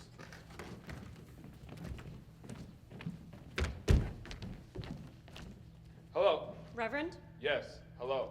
I believe your wife told you a bit why I am contacting you. She did, and let me tell you, I do not think I want to speak to anybody about this incident. I am somewhat involved, and I just don't think. Yes, I understand and I don't blame you. You know, I went to your service on Sunday. You went to the service on Sunday? Yes, I did. On Sunday? Yes, this past Sunday. Did I meet you? Yes, you welcomed me at the entrance, I believe. I see. Well, let me tell you, I'm not afraid to be controversial or to speak my mind. That is not necessarily the views of my congregation per se. Now, like I said, I am somewhat involved. The people in the case, well, the girlfriend of the accused is a member of our congregation, and one of the accused has visited. Mm-hmm. Now, those 2 people, the accused, have forfeited their lives.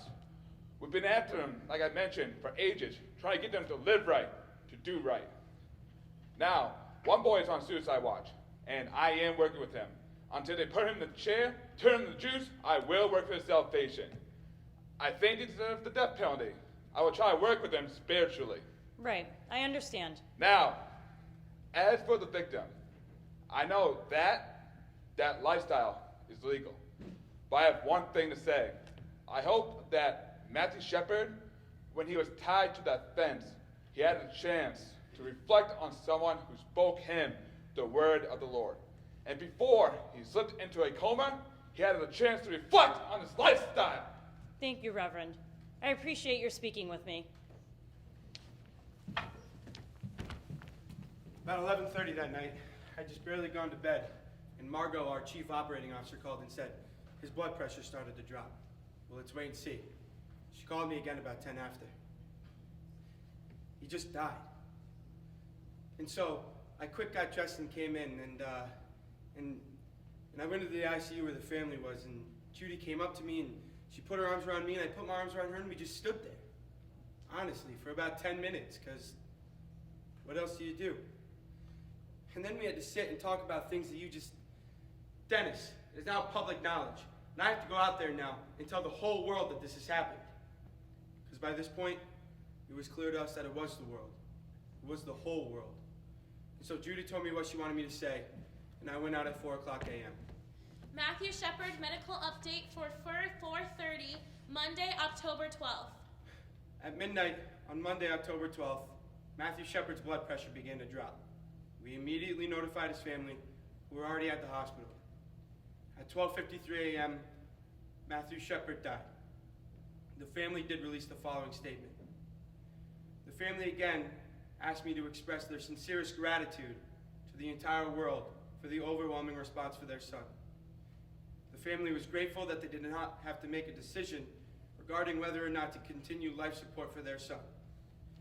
Like a good son, he was caring to the end and removed guilt or stress from the family.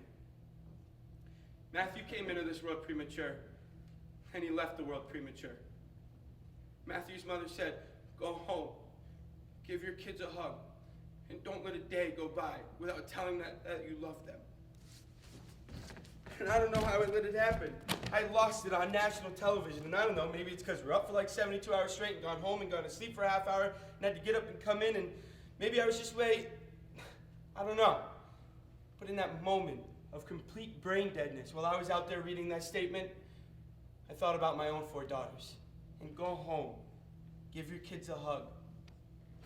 Yeah, she doesn't have her kid anymore. And here I am thinking, this is so lame. And then people started sending us letters and emails, and most of them were generally very kind. But I did get this one. This one guy wrote me and said, "Do you cry like a baby on TV for all your patients or just the faggots?" And as I told you before, homosexuality is not a lifestyle with which I agree. But having been thrown into this, I guess I just didn't understand the magnitude with which some people hate. And of all the letters we got, there were maybe 2 or 3 like that. The rest were, "Thank you for your caring and compassion." And Matthew had caring and compassion from the moment he got here.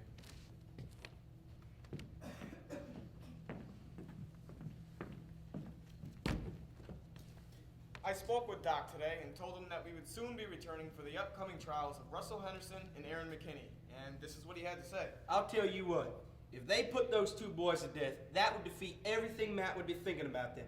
Matt would not want those 2 to die. He'd want to leave them with hope. H-O-P-E. Just like the whole world hoped that Matt would survive. The whole thing, you see, the whole thing ropes around hope. H-O-P-E.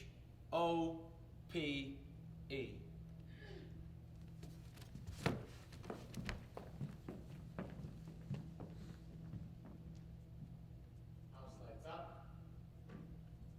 15 minutes. House lights down. Go.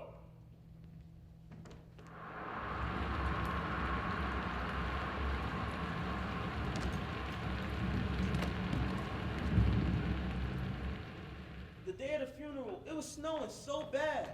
Huge wet snowflakes. And when I got there were thousands of people in just black. Umbrellas everywhere. And there were 2 churches.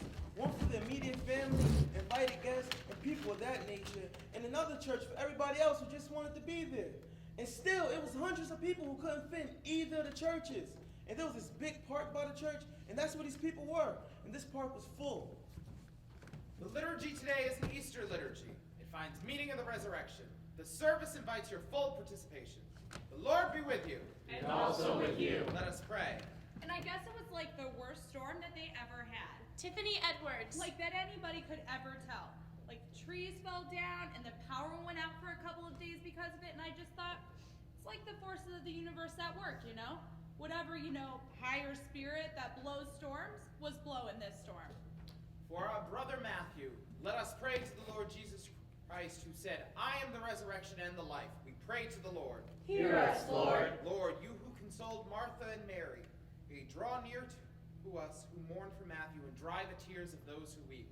We pray to the Lord. Hear us, Lord. Who wept at the grave of Lazarus, your friend, comfort us in our sorrow.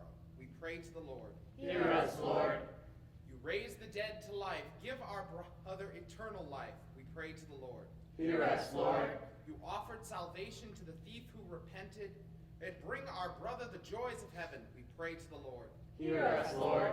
Comfort us in our sorrow at the death of our brother. Let our faith be our consolation and eternal life our hope. We pray to the Lord. My most shocking memory of the funeral? Carrie Drake, Casper Star Tribune. Is seeing the Reverend Fred Phelps from Kansas. That scene go up in the park. Do you believe in the Bible? Do you believe that you separate the precious from the vile? You don't believe that part of the Bible? You stand over there ignorant of the fact that the Bible, twice, for every mention of God's love, it talks about God's hate. A bunch of high school kids got out early that day and came over and started yelling at the protest people, the Fred Phelps people, and across the street you had people lining up for the funeral. We wouldn't be here today if this was just another murder the state was going to deal with. The state deals with hundreds of murders every single day. But this one is different because the facts are bringing us all out here and trying to make Matthew Shepard into a poster boy with a gay lifestyle. And we're going to answer it. It's just that simple. 6 months later, we returned to Laramie for the trial of Russell Henderson, the first of the two perpetrators. It was to be a capital murder trial. When we got to Albany County Courthouse, Fred Phelps was already there. You don't like that attribute of God. But so was Romaine Patterson. That's perfect of attribute of God. Well, we love that attribute of God, and we are going to preach it. Because God's hatred is pure. It's a determination. It's a determination that he's going to send some people to hell. That's God's hatred. We are standing here with God's message. We are standing here with God's message. Is homosexuality, is being a fag okay? And what do you mean it's up for you to judge? If God doesn't hate fags, why does he put them in hell? You see the barrenness and sterility of your arguments when set across some solid gospel truth? Barren and sterile like your lifestyle, your silly arguments. After seeing Fred Phelps protesting at Matthew's funeral and finding out that he was coming to Laramie for the trial of Russell Henderson, I decided that someone needed to stand toe to toe with this guy and show him the differences. And I think at times like this, when we're talking about hatred as much as the nation is right now, that someone needs to show that there's a better way of dealing with that kind of hatred. So our idea is to dress up like angels. And so we have designed an angel outfit. For our wings are huge. They're like big ass wings. And what we're gonna do is we're gonna encircle Phelps. And because of our big wings, we are gonna completely block him. So this big ass band of angels come in. We don't say a fucking word. We just stand there and we turn our backs to him. And we are a group of people bringing forth a message of peace and love and compassion. And we're calling it angel action. Yeah, this 21-year-old little lesbian is ready to walk the line with him. When those old preachers laid their hands on me, it's called an ordination. And then they deliver a charge. Mine was from Isaiah 58:1. Cry aloud, spare not, lift up thy voice like a trumpet, and show my people their transgressions. And I knew that my angels were gonna have to take the brunt of everything he had to yell and say. I mean, we were gonna be like blocking his view, and he was gonna be like pissed off to all hell.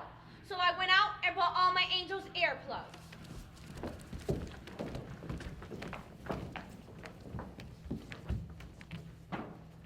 The court is in session. This is Romaine Sister Trish Steger. As soon as jury selection started, everybody was coming into my shop with, I don't want to be on this trial, I hope they don't call me, or oh my God, I've been called, how do I get off? Just wanting to get as far away from it as they could. Really fearful they'd have to be part of that jury.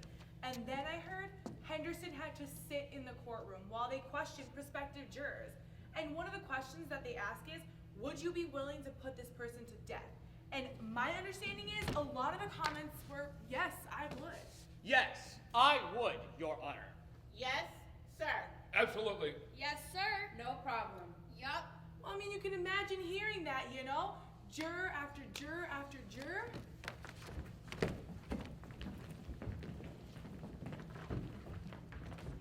Mr. Henderson, you entered a not guilty plea earlier, but I understand you wish to change your plea. Is that correct? Yes, sir. Mr. Henderson, do you understand that the recommended sentences here are 2 life sentences? Yes, sir. Do you understand that those may run concurrently or consecutively? Yes, sir. Mr. Henderson, I will now ask you how you wish to plead. Guilty or not guilty? Guilty. Before the court decides whether the following sentences are to be concurrent or consecutive, I understand that there are statements to be made by at least one individual. This is an excerpt of the statement made to the court by Lucy Thompson. As the grandmother and the person who raised Russell, along with our family, we have written the following statement. Our hearts ache for the pain and suffering that the Shepherds have went through, and we have prayed for your family since the very beginning. Many times throughout the day I have thought about Matt, and you will continue to be in our thoughts as we know that your pain will never go away. You have showed such mercy in allowing us to have this plea, and we are all so thankful that you're giving us all the opportunity to live. Your Honor, we, as a family, hope that as you sentence Russell, you will do it concurrently 2 life terms. For the Russell we know and we love, Your Honor, we humbly plead for you not to take him out of our lives forever. Thank you. Mr. Henderson, you have a constitutional right to make a statement if you would like to do so. Is there anything you would like to say? Yes, I will, Your Honor. Mr. and Mrs. Shepard, there's not a day that goes by that I don't see what happened that night. I know what I did was wrong, and I regret greatly what I did. You have my greatest sympathy for what happened, and I hope that one day you can find it in your hearts to forgive me. Your Honor, I know what I did was wrong, and I'm ready to pay my debt for what I did. Mr. Henderson, you drove the vehicle that took Matthew Shepard to his death.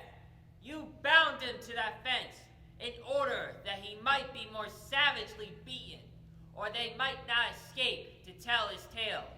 You left him out there for 18 hours, knowing full well that he was there, perhaps having an opportunity to save his life, and you did nothing. Mr. Henderson, this court does not believe that you feel any true remorse for your part in this matter, and I wonder whether you fully realize the gravity of what you've done. Therefore, the court finds it appropriate that the following sentences are to be carried as follows. As to count 3, felony murder with robbery, they are to serve a period of imprisonment for the term of your natural life. As to count 1, kidnapping, that you are to serve a period of imprisonment for the term of your natural life. Sentencing for count 1 to run consecutive to the sentencing of count 3. Before we left Laramie, we met again with Rebecca Hilliker at the theater department. She is producing Angels in America at the university this year. I think that's the focus the university has taken, is that we have a lot of work to do, that we have an obligation to find ways to reach our students. And the question is, how do we reach a whole state that has some really deep-seated hostility toward gays? How do we reach them? This is just the beginning. And guess who's auditioning for the lead role? My parents... Jedediah Schultz. My parents were like, so what plays are you doing at school this year? and I was like, Angels in America, and I told them the whole list of plays. And they were like, Angels in America? Is that play you did in high school? That scene you did in high school? And I was like, yeah. And she goes, so, are you gonna like, and I was like, yeah. And we get into this huge argument. And the best thing I had against them is they had just seen me in my performance of Macbeth on stage. And I like murdered a kid, Lady Macduff, and 2 other guys. And she goes, well, you know, homosexuality's a sin. She kept saying that. I was like, Mom, I just played a murderer tonight, and you didn't seem to have a problem with that. I'll tell you, I've never prepared myself this much for an audition. Never, ever. Not even close. Not having to deal with gay society that much here in Laramie. Detective Sergeant Rob Debris. Well, as I was studying into the case and spoke to the people of Laramie who were gay and realizing their underlying fears, well then, it sort of hit home.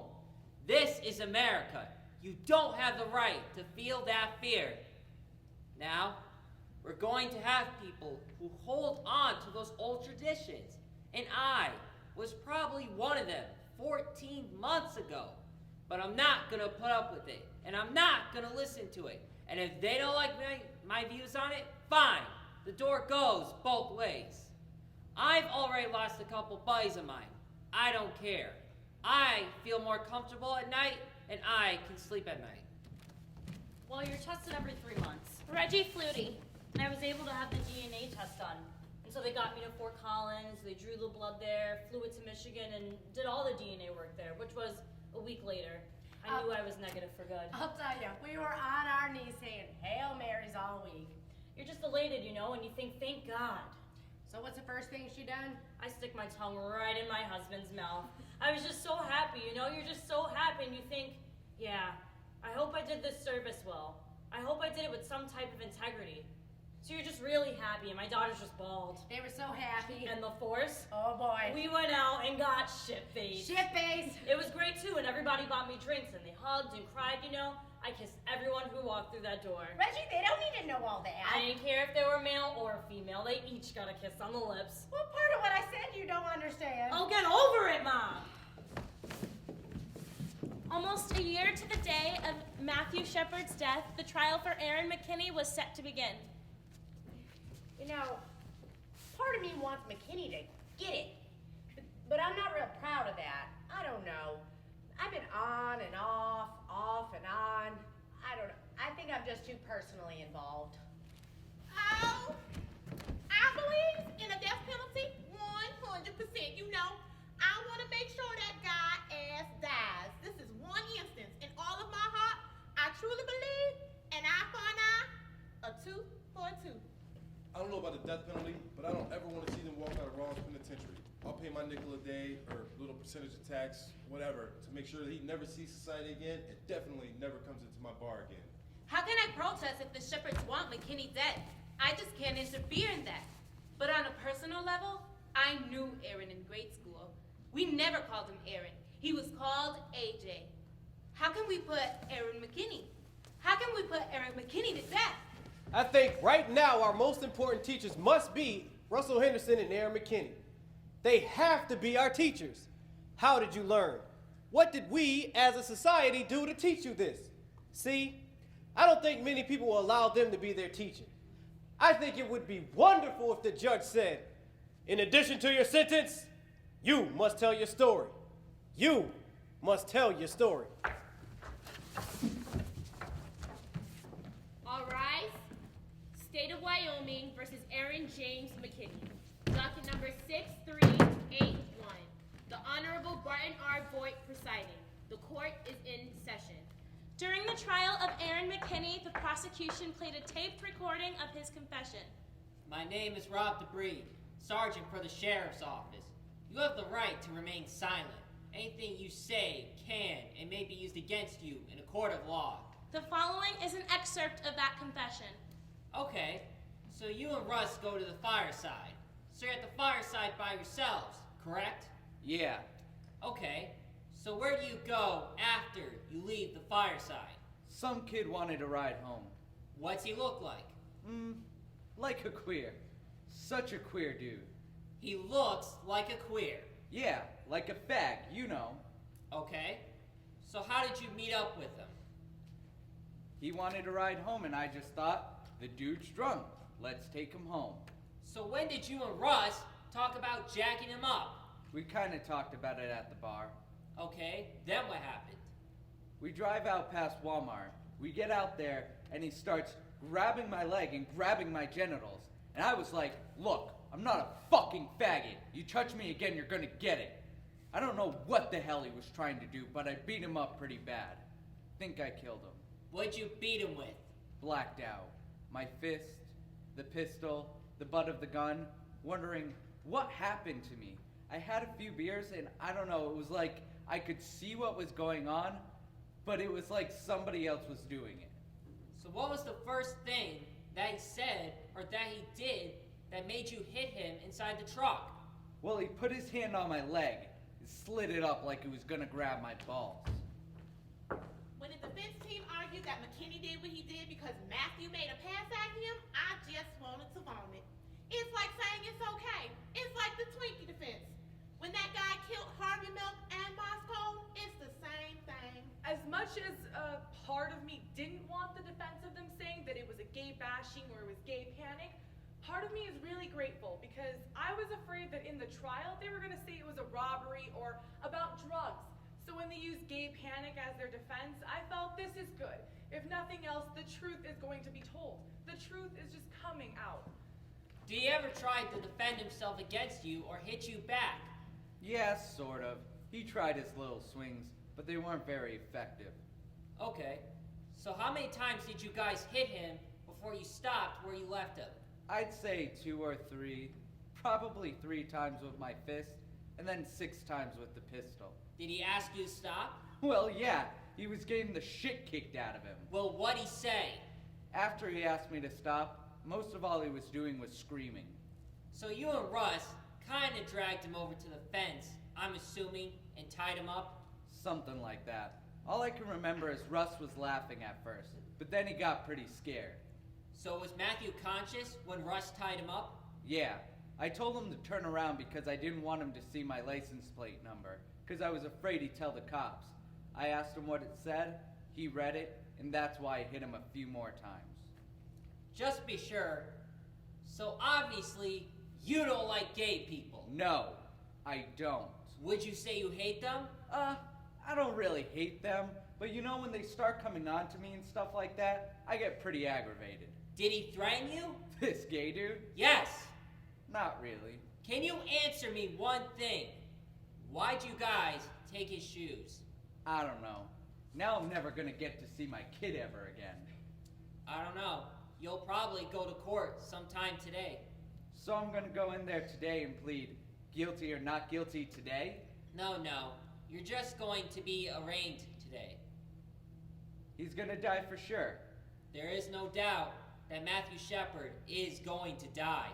Well, what are they gonna give me? 25 to life or the death penalty and get it over with? That's not our job. That's the judge's job and the jury's.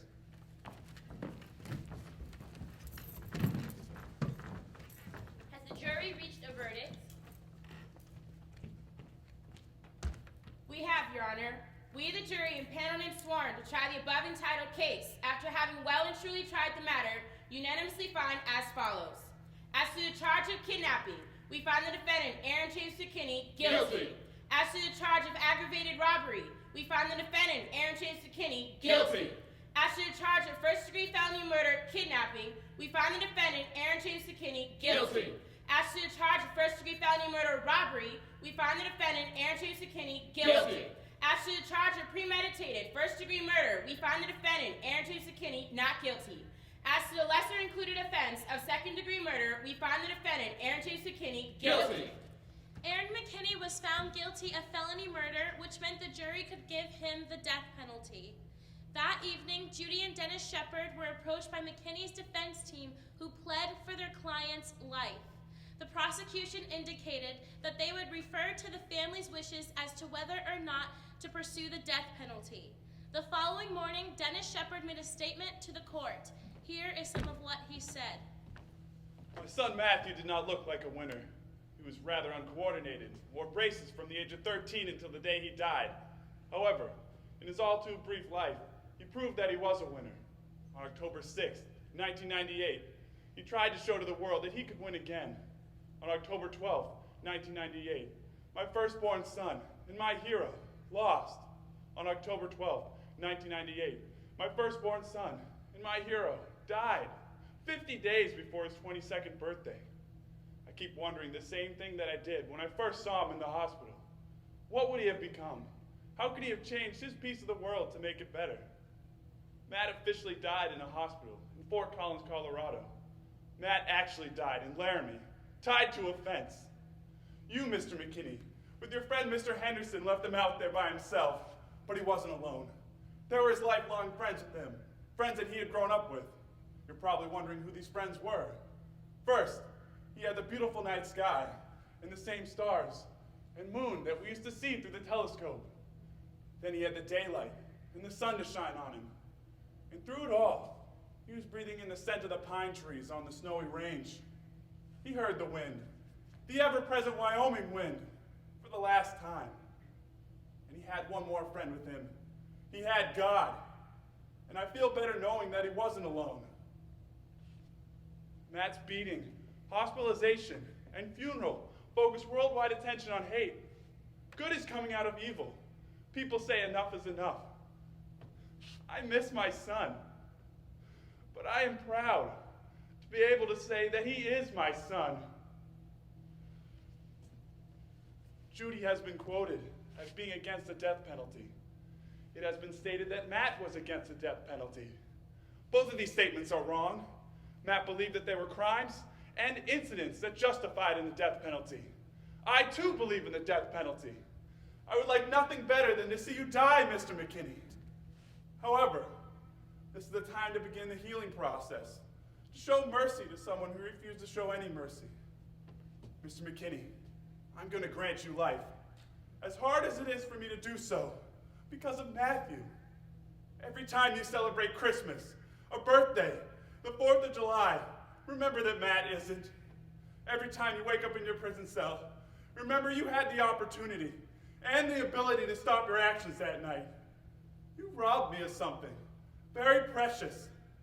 I will never forgive you for that. Mr. McKinney, I give you life in memory of one who no longer lives.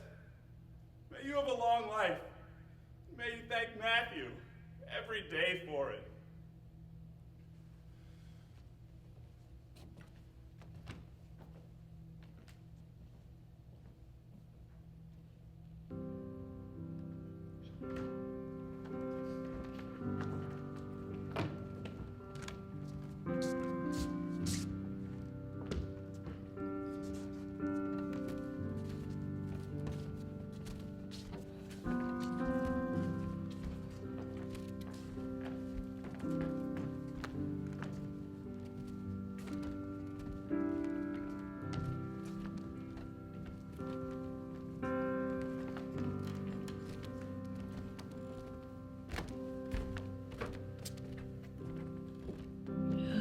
Be the answer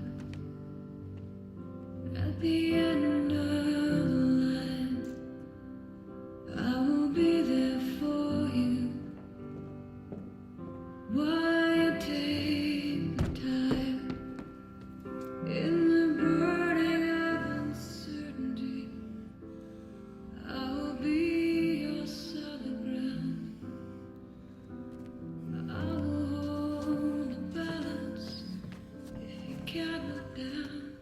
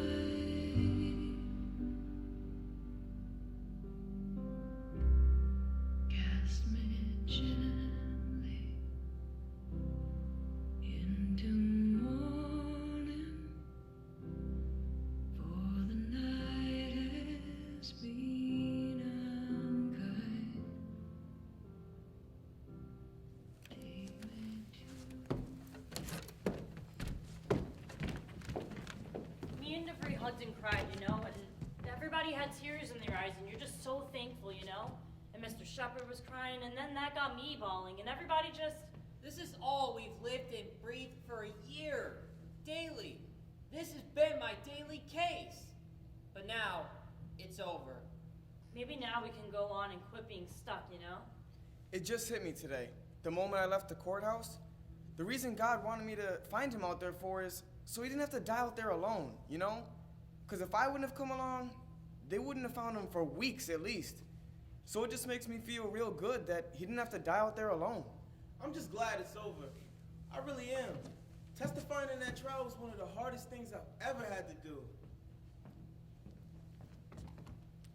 On our last trip, I had the good fortune of seeing Jedediah Schultz play the role of Pryor in Angels in America. After a performance, we spoke. I didn't for the longest time let myself become personally involved in the whole Matthew Shepard thing. It just didn't seem real. It was way blown out of proportion. Matthew Shepard was just a name instead of an individual. I don't know, it's just weird. It's so weird. Man, I feel bad. For all that stuff I told you, for the person I used to be, that's why I want to hear those interviews from last year. When I told you all that stuff, I just can't believe I said that stuff about homosexuals. I mean, how did I ever let that make me feel that you were different from me? This is Romaine Patterson. Well, a year ago, I wanted to be a rock star. And now, now it's obviously changed in the fact that, throughout the last year, I really realized my role in taking my part. So now, instead of going to school to be in music, I'm gonna go to school for communications and political science, because I have a career in political activism. Actually, I just recently found out that I was gonna be honored in Washington, D.C. from the Anti-Defamation League. And whenever I think about the Angels, or any of the speaking that I've done, Matthew's like guiding this little path with his light for me to walk down. And whenever we get to like a door, he opens it. And he says, okay, next step. And if I get to be a rock star on the side, okay. This is Jonas Sloniker. You know, it's been a year since Matthew Shepard died, and they haven't passed shit in Wyoming. At a state level, any town, nobody anywhere has passed any kind of laws, anti-discrimination laws or hate crime legislation. Nobody has passed anything anywhere. What's come out of it? What's come out of it that's concrete or lasting? We all said we would meet one last time at the fence. Been up to that shot in my limousine, okay? And I remember to myself the night he and I were driving around together, and he said to me, Laramie sparkles, doesn't it? And where he was up there, if you sit exactly where he was up there, Laramie sparkles from there. With a low-lying cloud, it's the blue lights that's bouncing off the clouds from the airport. It just goes tss, tss, tss, tss, right over the whole city. I mean, it just blows you away. Matt was right there, and I could just picture in his eyes. I could just picture what he was seeing. The last thing he saw on this earth was the sparkling lights.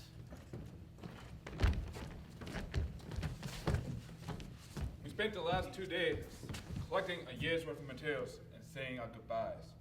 We've been here 6 times and conducted over 200 interviews. Jedediah cried when he said goodbye. Marge wished us luck, and when we asked her how Laramie would feel seeing a play about itself, she said, I think we'd enjoy that. To show it's not the hellhole of the earth would be nice. Then again, that's all in how Laramie behaves. And then again, that's all in how you portray us. As we were getting off the phone, she said to me, Now you take care, honey. I love you. Doc asked if I was gonna ghostwrite a book about this whole event. Galloway offered me and anyone else a place to stay if and when we returned to Laramie. He also seemed interested as to whether we were going to be holding open auditions for this play. We left Laramie at about 7 in the evening. On the way to Denver, I looked in my rearview mirror to take one last look at the town. And I will speak with you. And I will trust that if you write a play of this, that you say it right. You need to do your best to say it correct.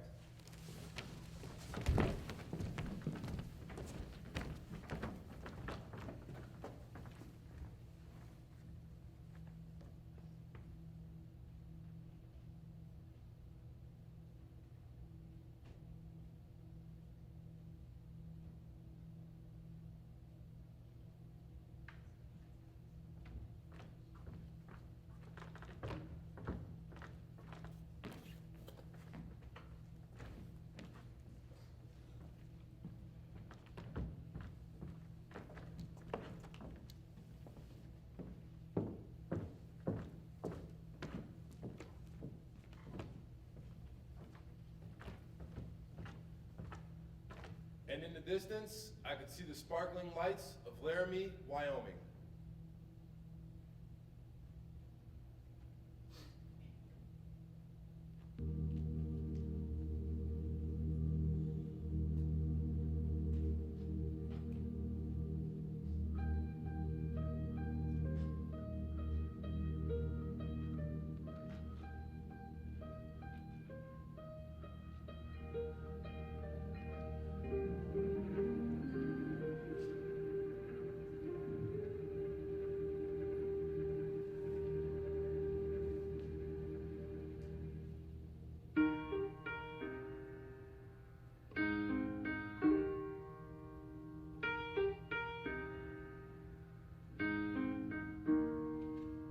When I was in the 3rd grade, I thought that I was gay, cause I could draw. My uncle was, and I kept my room straight.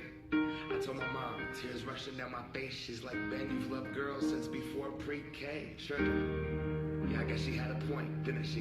Bunch of stereotypes all in my head. I remember doing the math, like, yeah, I'm good at Little League. A preconceived idea of what it all meant. But those that like the same sex have the characteristics. The right-wing conservatives think it's a decision, and you can be cured with some treatment in religion. Man-made rewiring of a predisposition, playing God. Oh nah, here we go. America the brave still fears what we don't know. God loves all his children, it's somehow forgotten, but we paraphrase a book written 3,500 years ago. I don't know. And I can't change. Even if I try, even if I wanted to, and I can't change. Even if